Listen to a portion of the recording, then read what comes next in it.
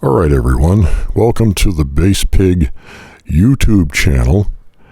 And we're going to do something different tonight. We're going to do a product review. And this all stemmed out of my search for some better headphones for when I go to the gym and want to carry some decent fidelity music with me. Now, for 4 years, I have had my trusty JBL E50 BT headphones, and they've served me well, and the headband has held up. They haven't broken on me or anything like that. Got a little bit of wear around the headband where the Fox leather has started to wear away, but otherwise they're completely functional, and they work well, and I'm accustomed to using them. The only problem is they don't really play loud enough, and there's not enough bass. So in my quest to find a better sounding headphone with some decent bass, I started doing some research, and a lot of the reviews seem to indicate that the Sony MDR XB950 N1 was the way to go. So I bought a pair and I gave them a try, and although they did have more bass, it wasn't deep bass like I was used to. It was kind of like the bass you get from a small box 12-inch woofer, not the deep bass that you're used to with 18-inch woofers. Further testing revealed that the Sony headphones had a boost around 65 hertz, and really not much happening below that. Down around 40 hertz, almost nothing. Now, as far as the ergonomics goes, this one's a pretty good winner. It's got physical switches, which are easy to operate. The track select, you just push it in one direction to advance a track, and in the other direction to go back one track. Play and pause, you just push the button. Volume control has its own separate rocker switch, down and up. Up has a little tit on it that gives you a tactile feel of which end of the button you're pressing. The other end has the bass effect switch, which turns on the bass boost, and the power switch. And down here is the noise canceling feature. Now, the problem that I've noticed with this, beside the sound quality, is that the noise canceling is inconsistent and uneven ear to ear. I took these with me on a trip to some orchards, and as I was walking around in their market, I heard the sound of the refrigerator compressors, and I had a weird sensation that my right ear had gone deaf. It seemed like the noise canceling worked better on the right side than on the left side with these headphones. It does attenuate the noise, but not completely. But that's not the main issue. The main issue is the sound fidelity of these. Plastic sounding bass with an artificial boost in the mid bass, which just doesn't sound good. So I did some more reviews, did some more reading, and looked at some more YouTube videos, and the Sennheiser Momentum wireless came up as a good option. The unfortunate thing is they're very expensive. The Sonys come in at about $149. These come in at about $399, and but the difference in price apparently does pay off. Another thing I would like to mention is that the JBLs have 50 millimeter diaphragms. The Sonys have 40 millimeter, and these have 43 millimeter. And there is some correlation to bass extension and the size of the diaphragms. So anyway, as far as the ergonomics, this one's got rubber buttons. They're soft rubber. They're a little harder to operate. I find it a little harder to find the volume down and the volume up buttons. The track button, pause and play, is a single press. However, if you want to skip a track, you have to press this button twice. And if you want to go back a track, you have to press the button 3 times in rapid succession. Pairing was a little tricky. You had to hold this button over here for 5 seconds until this light started blinking, this light over here, and then it would pair. Like the Sony's, it charges with a USB connection. This one uses a USB-C connector. It also has the miniature 1/8" stereo phone plug for a wired connection, and all that's included in the packaging. This one has the micro USB connector from a few years ago. This is a little bit more dated. Now, getting to the sound quality of these, my initial impression was not quite as up to my expectations. However, when I took these off and put these on, I realized just how bad the Sony's sounded. Harsh mid-range, grungy sound quality, muffled highs, and that awful bass boost at 65 hertz with nothing happening below that. And basically fake bass, plasticky sounding bass. And when these are playing loud and the music has a lot of bass, there's audible distortion. Not a good thing. The old JBLs, there is no bass boost feature, so you have to use the equalizer in your phone. The problem with that is that when you boost the bass, the overall volume level goes down.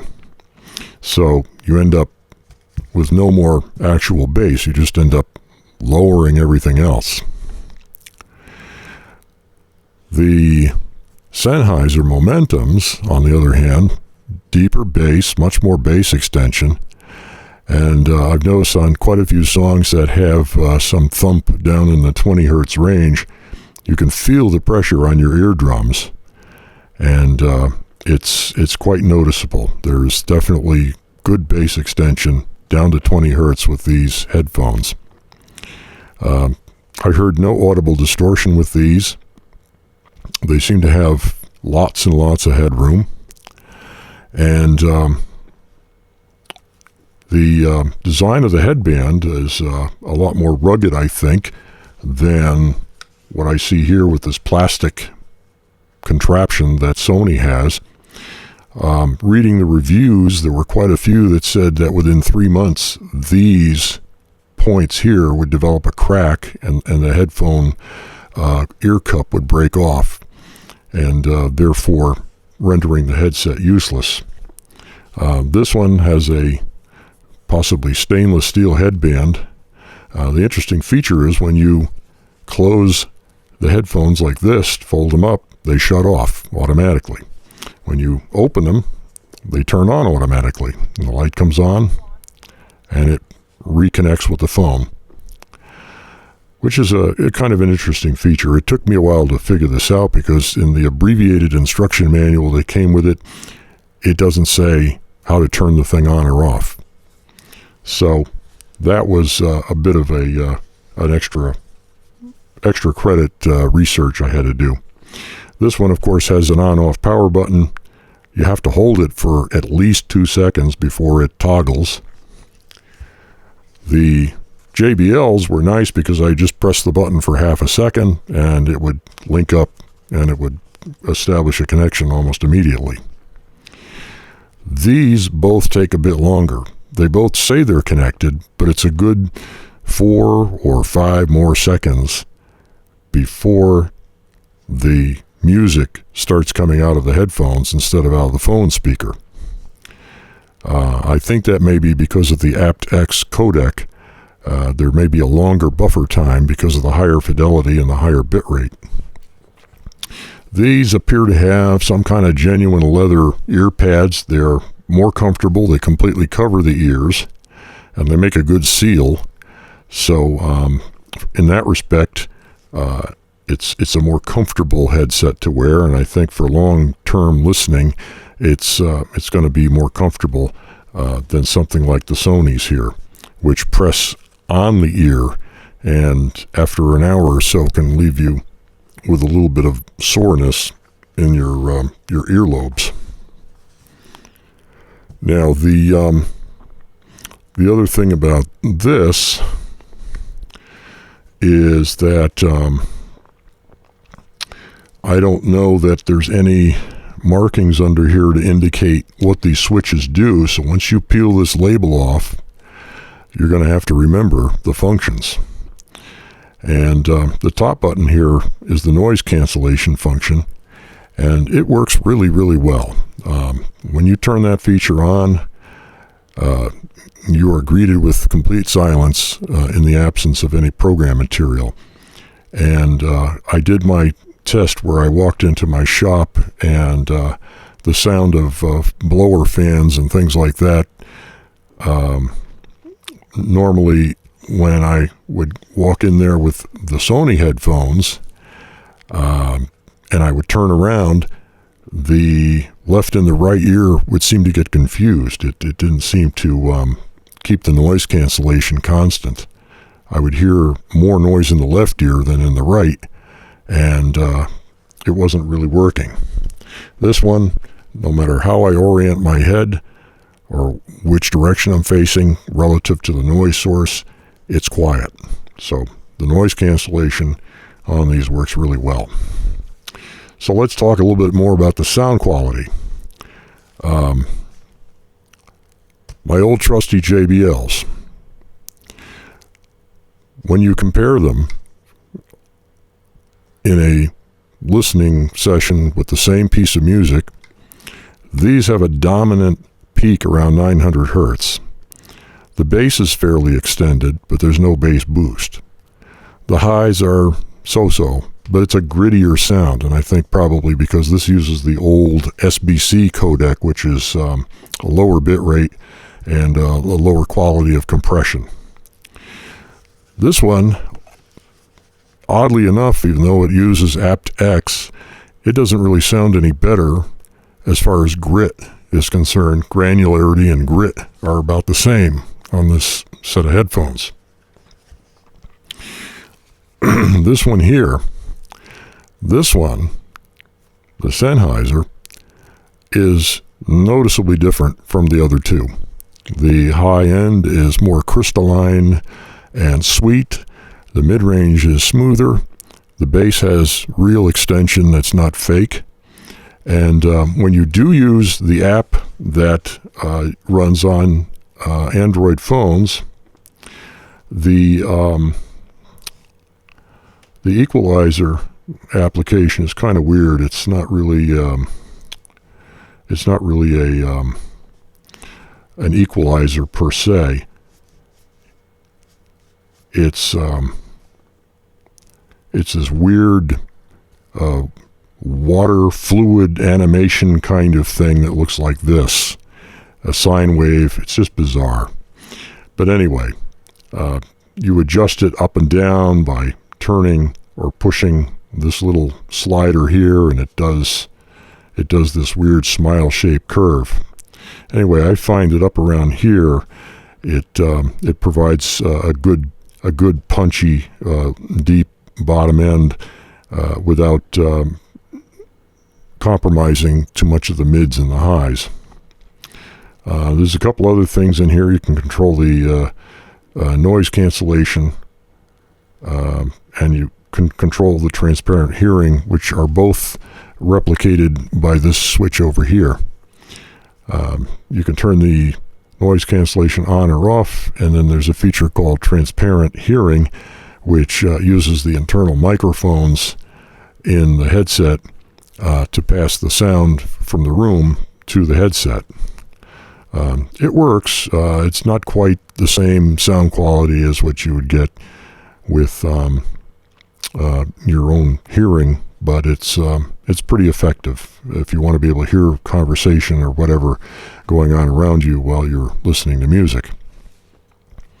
So overall, these are the winner. I think these are the ones that I'm going to stick with.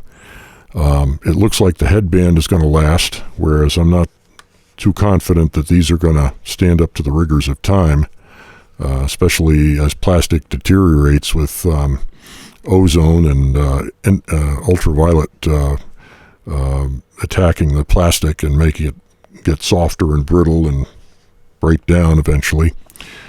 So this looks like this will be made to last for a longer time.